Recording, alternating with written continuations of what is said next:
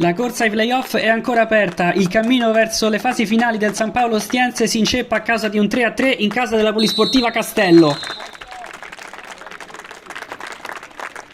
I locali, decisi a vendicare la brutta batosta contro il Grifone, partono a 1000 all'ora, rendendosi subito pericolosi sulla sinistra con Erroba, che allarga la grande per Asar, dentro sul primo palo e rete, annullata immediatamente per fuorigioco.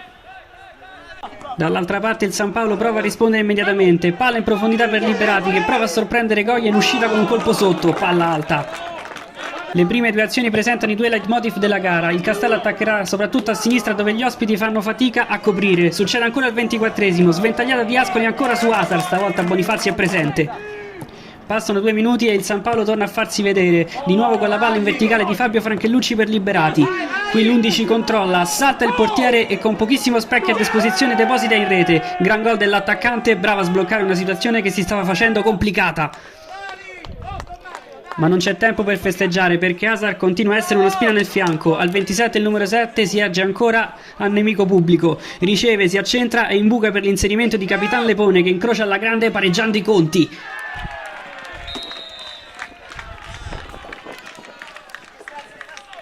La gara si è stappata, il San Paolo attacca ancora con Balena a impostare, indovinate, palla a scavalcare la difesa per servire Liberati, portiere di nuovo superato ma stavolta l'attaccante viene toccato e cade in area, pochi dubbi per il direttore di gara che assegna rigore.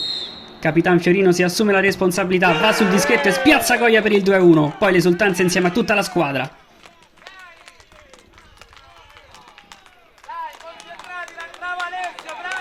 Le immagini passano alla ripresa ed è ancora il San Paolo a colpire, palla recuperata e mandata sull'esterno da Liberati che arrivato sul fondo la mette a rimorchio, arriva puntuale Balena che deposita in rete il gol che vale il doppio vantaggio.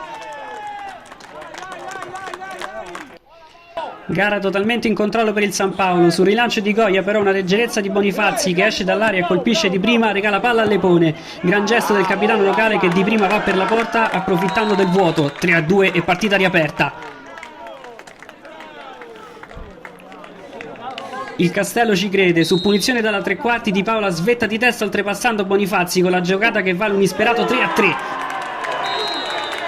Fattasi scivolare la partita, il San Paolo si riversa in avanti.